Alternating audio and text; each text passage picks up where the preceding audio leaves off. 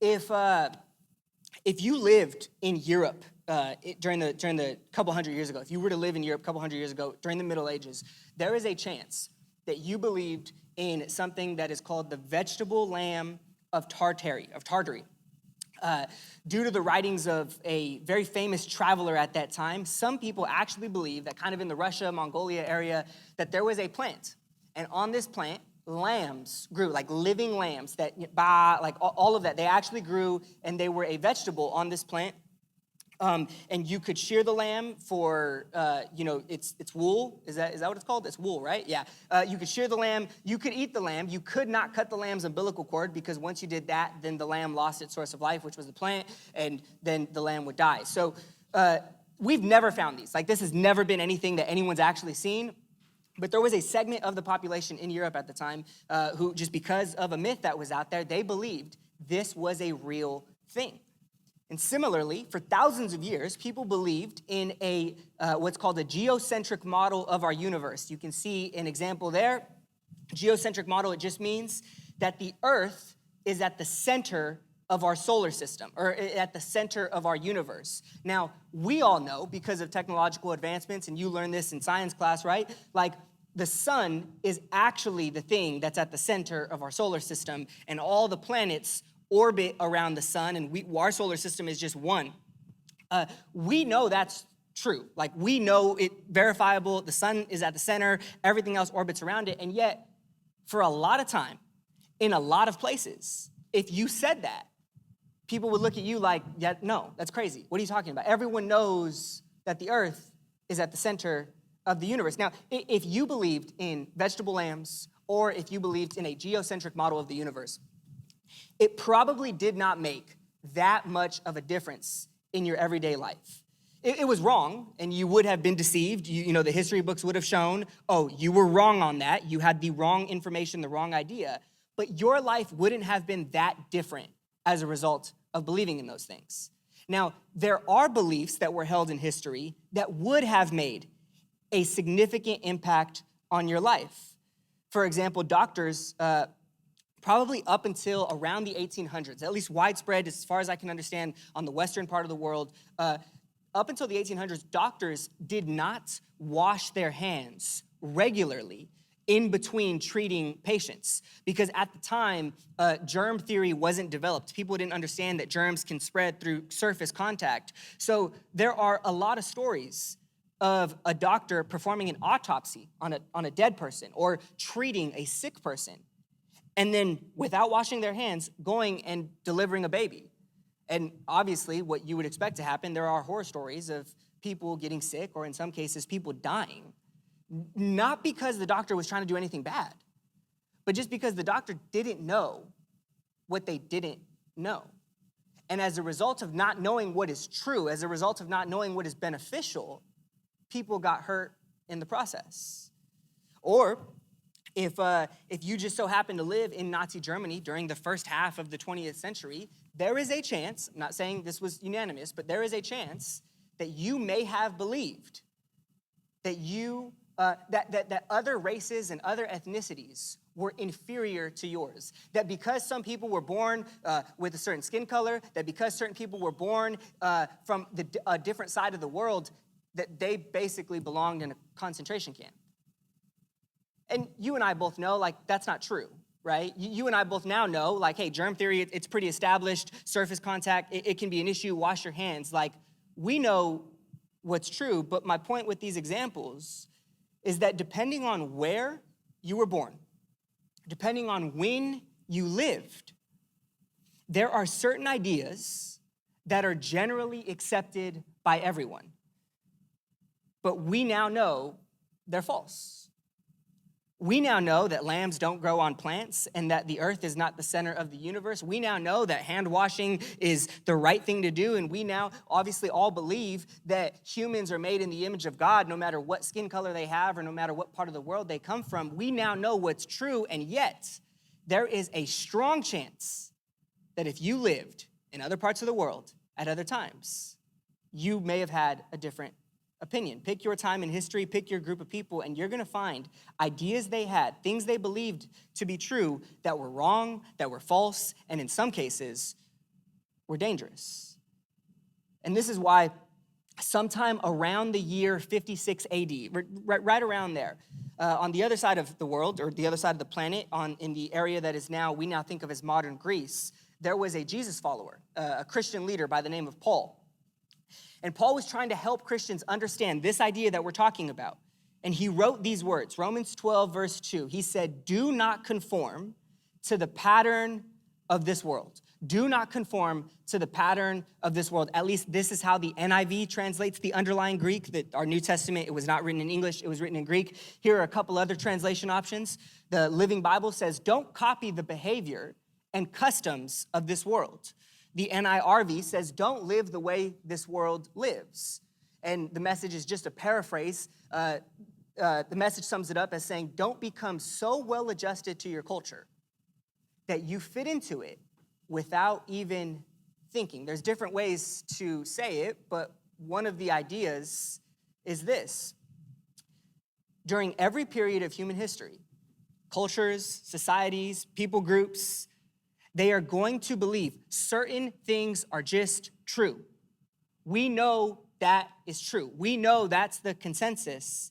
And Paul is encouraging Christians in this letter, hey, don't just go along with the ideas of everyone around you. Do not conform.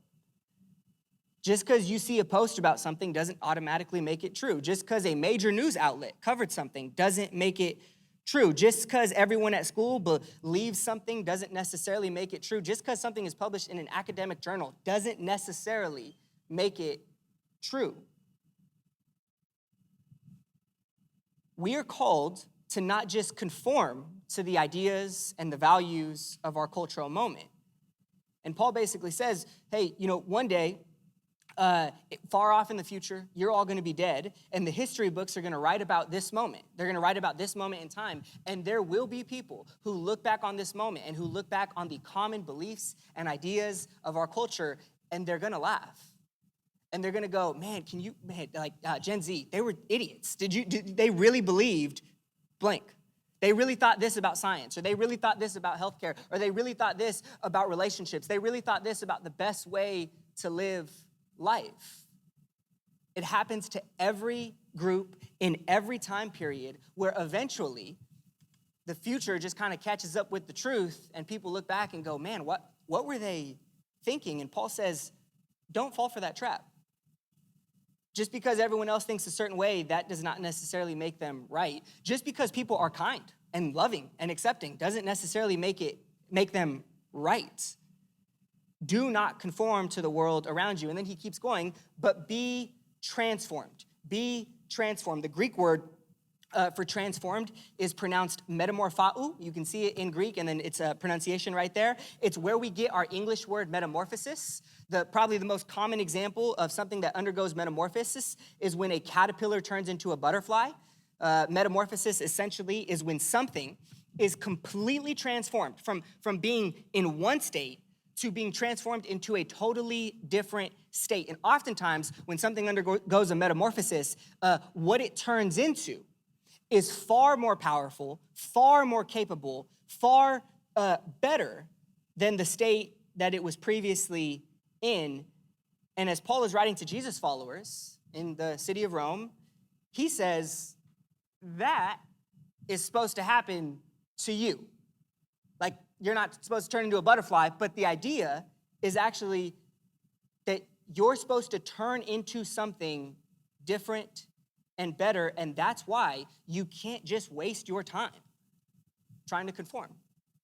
That's why you shouldn't waste your time trying to just be like everyone else when God's vision for your life is something different, something better.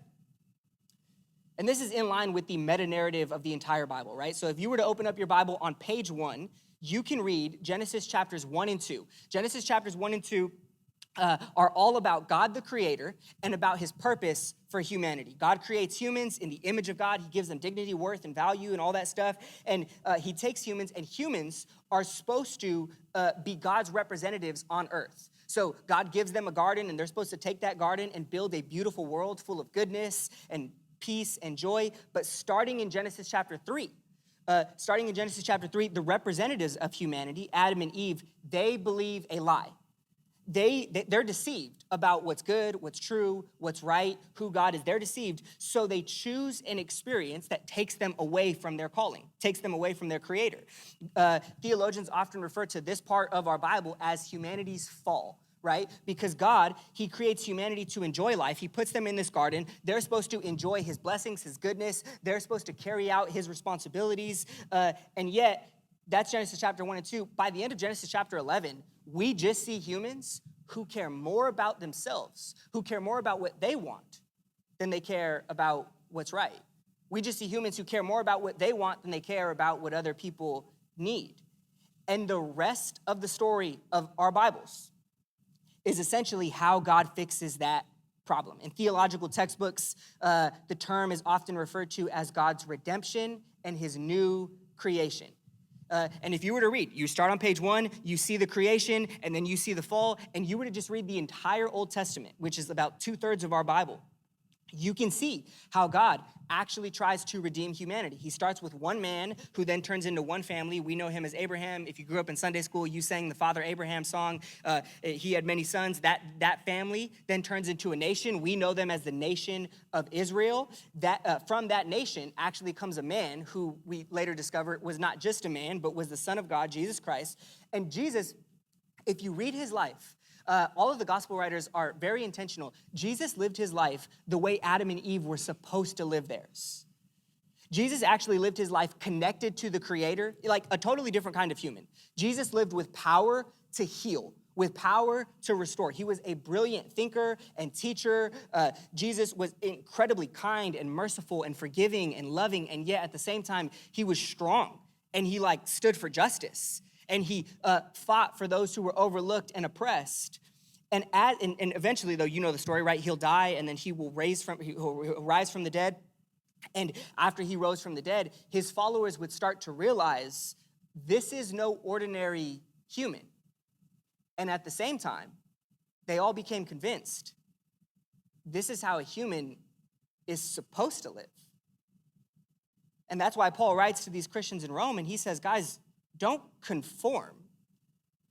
Don't waste your life trying to become like the world around you. We've seen how that story plays out over and over again. He says Jesus rescued us, not so that we would conform, but so that we would be transformed. So that you and I would actually go from being people who are oftentimes full of anxiety and anger, who are oftentimes full of insecurity and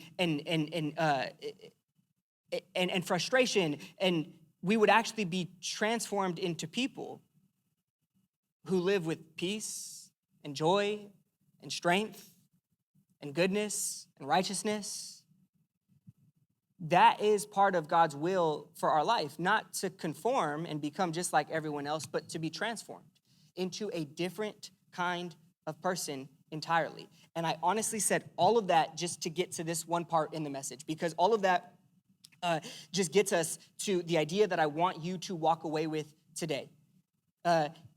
Once you realize that most people are just gonna think and live like the culture that they are born into and that they exist in, right? Once you look at the history books and you can easily go, hey, like this group of people during this time period, they all believe this, we now know it's wrong. They all practice this, we now know that's not best. Like once you catch on to the reality that it is very easy to just become a product of your time.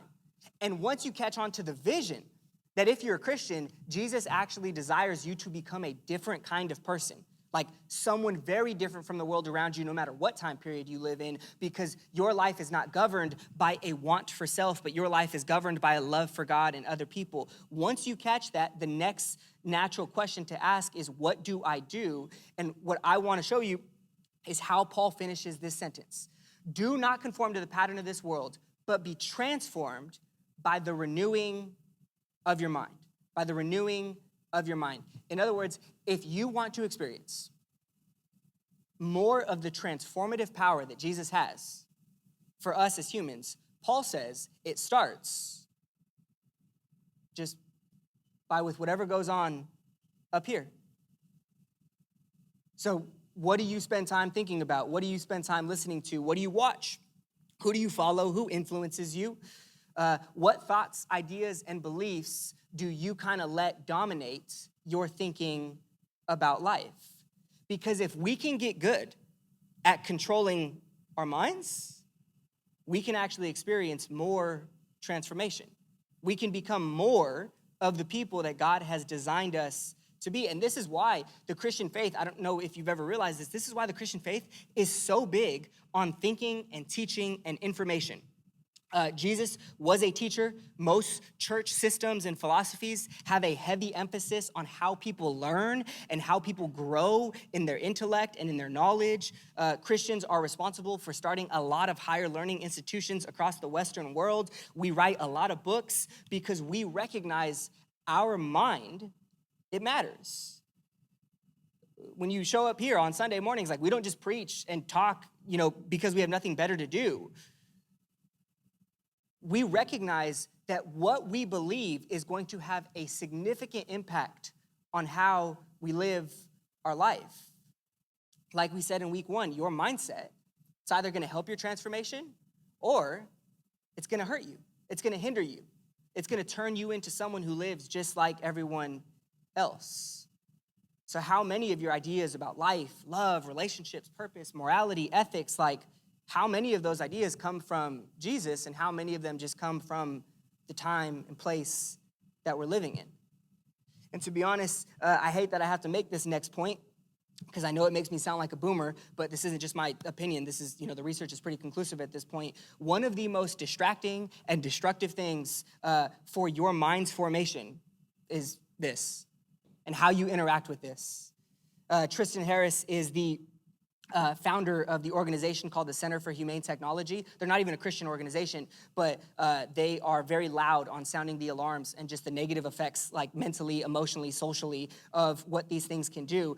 And one of the points in their research that they point to is this thing called extraction theory. I'm not going to bore you by going into the research, but basically the idea is this: your mind can only focus on so many things in one day.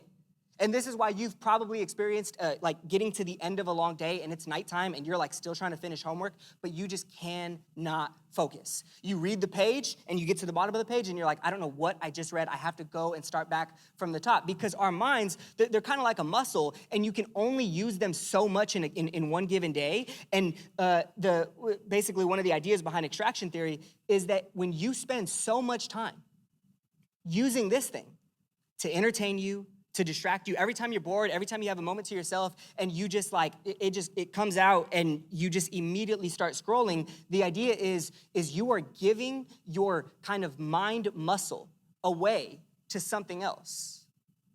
And obviously one of the results is that you have less mental capacity to give to God.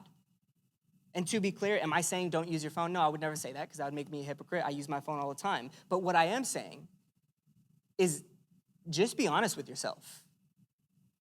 If you check this thing off impulse, if you feel anxiety when you are without it, if your screen time and the way you use it for entertainment and social connections, if the way you use it is just like the rest of the world, then don't be surprised when you become just like everyone else.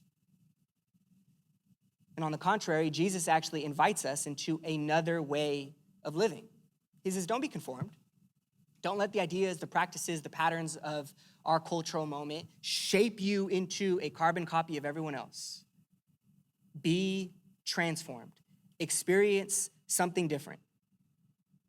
And it starts by renewing your mind. It's the reason we did this whole series in the month of January, Your New Playlist, is just to say, what are you thinking about? How are you using your brain? And is it helping you or is it hurting you?